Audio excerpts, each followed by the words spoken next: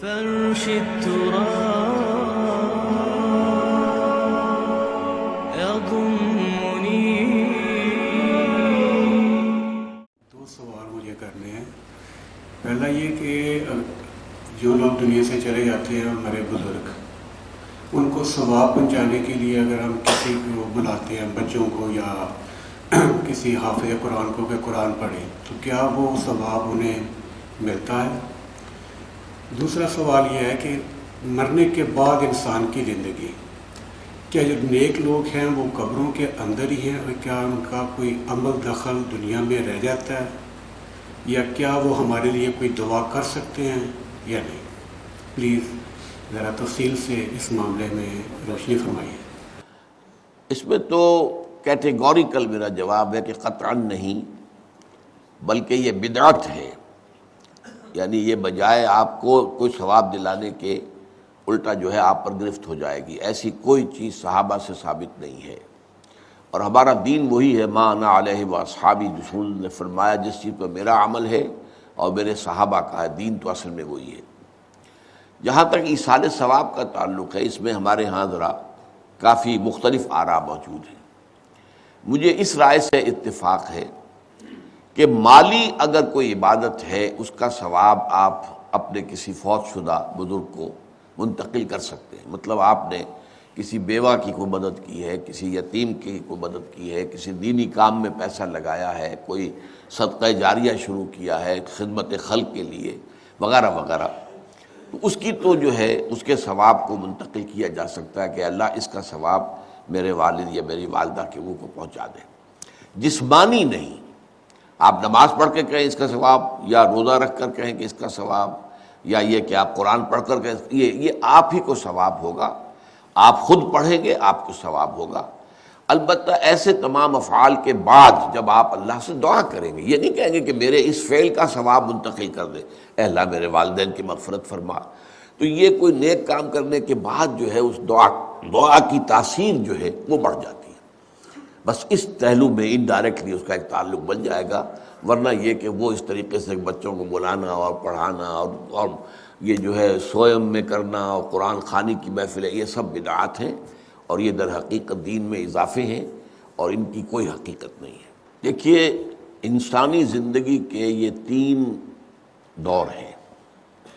حیات دنیاوی جو ہماری پیدائش سے شروع ہو کر اور ہماری موت پر ختم ہو جائے، پھر حیات برزخی موت سے لے کر قیامت کے دن تک، اور پھر حیات اخروی ہے قیامت میں ریزریکشن کے بعد سے وہ زندگی جو ہے جو جنت یا دوزخ کی ہے. اس میں ان دونوں زندگیوں کے بارے میں تفصیل سے کوئی بات کرنا بالکل غلط ہے، اور اس سے فتنے پیدا ہوتے ہیں. ظاہر بات ہے کہ قبر، جسم تو قبر میں رہتا ہے، اس میں تو کوئی شک ہی نہیں ہے. روح کہاں جاتی ہے؟ کیا وہ بھی قبر ہی میں رہتی ہے یا کہیں اور چلی جاتی ہے؟ قرآن مجید میں سجین اور اعلیٰ علیین کا ذکر موجود ہے، لیکن یہ تمام چیزیں متشابہات میں سے ہیں. یہ تمام چیزیں قرآن مجید میں سورہ آل عمران کے شروع میں بیان کیا گیا ہے کہ ہم نے یہ کتاب اتاری ہے، اس میں کچھ آیات محکمات ہیں، کچھ متشابہات ہیں.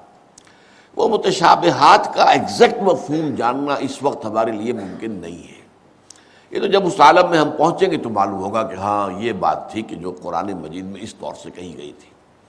لیکن یہ کہ اس وقت جو ہے جتنا کچھ ہمیں حدیث صحیح میں مل جائے یا قرآن میں مل جائے، اس عالم برزخ میں بھی یہ تو ہوتا ہے کہ جو نیک لوگ ہیں انہیں کچھ نہ کچھ جو ہے اثرات اچھے ان پر پڑتے رہتے ہیں، ان کی ارواح پر کہہ لیجئے، اور کچھ جو برے ہیں ان کے اوپر جو آخری انجام ہونا ہے اس کی کچھ ریفلیکشن ہوتی رہتی ہے، جس کو حدیث میں کہا گیا ہے کہ ہر قبر جو ہے وہ یا تو جنت کے باغیچوں میں سے ایک باغیچہ ہے یا دوزخ کے گڑھوں میں سے ایک گڑھا ہے. یا کہیں کہہ دیا جاتا ہے کہ کھڑکی کھول دی جاتی ہے اس میں، یا جنت کی طرف سے ٹھنڈی ہوائیں آئیں، خوشبوئیں آئیں، اور یا دوزخ کی طرف سے کہ آگ کی لپٹ آئے. دوزخ میں داخل ہوں گے قیامت کے بعد ہی، اور جنت میں داخل ہوں گے قیامت کے بعد ہی، لیکن اس کے کچھ آثار پڑنے شروع ہو جاتے ہیں. وہ جس کو انگریزی میں آپ کہتے ہیں coming events cast their shadows before, بعد میں آنے والے واقعات جو ہیں ان کے کچھ سائے جو ہیں پہلے سے آنے شروع ہو جاتے ہیں. تو اسی طرح سمجھیے کہ جو کچھ آخرت میں کسی انسان کے ساتھ ہونا ہے اس کا ایک عکس جو ہے وہ عالم برزخ میں شروع ہو جاتا ہے۔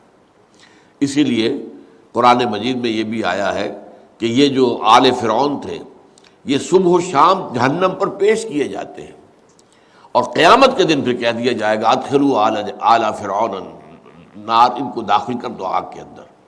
تو یہ اس حد تک، باقی یہ ہے کہ تفصیل میں جانا، ہاں ایک رائے ہے، یہ شاہ ولی اللہ دہلوی رحمۃ اللہ علیہ کی ہے، اگر ان کی رائے نہ ہوتی تو میں اسے بیان بھی نہ کرتا، لیکن یہ کہ وہ ایک بہت بڑے محدث اور بہت مفکر اور دین کے فلسفے سے بہت بڑے واقف انسان تھے۔ انہوں نے کہا کہ جو اولیاء اللہ ہوتے ہیں، اللہ کے نیک بندے، اللہ کے بندے، ان کے انتقال کے بعد ان کی روحوں کو بھی اللہ فرشتوں کے طبقہ اسفل میں شامل کر دیتا ہے۔ یہ فرشتے ہیں نا، اس وقت بھی موجود ہیں۔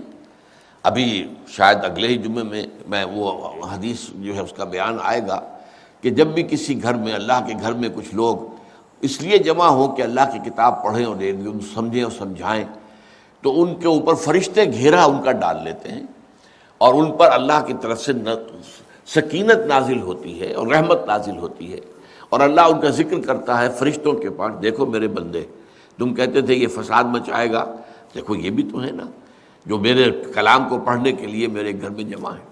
تو فرشتے ہیں موجود، ہم میں سے ہر ایک کے ساتھ 2 فرشتے موجود ہیں۔ تو یہ فرشتہ اسفل ہے، سب سے نیچے، جو دنیا کے کاروبار کو چلانے میں اللہ تعالیٰ کے سول سرونٹس ہیں۔ پھر اس سے اوپر کے فرشتے ہیں، اس سے اور اوپر کے فرشتے ہیں، پھر مقربین ہیں جو اللہ تعالیٰ کے قریب ترین فرشتے ہیں۔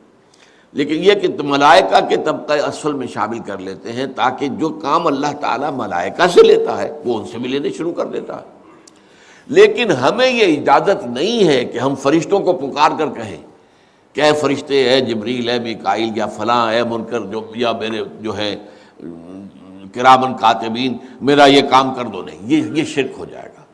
اسی طرح ہو سکتا ہے کہ انبیاء کی ارواح جو ہے وہ بھی اللہ تعالیٰ نے شامل کی ہوئی اس لشکر کے اندر، وہ کام کر رہے ہوں اور وہ اللہ تعالیٰ کے حکم سے مختلف معاملات جو ایگزیکیوٹ کرتے ہوں، لیکن ہم کسی کو پکار نہیں سکتے۔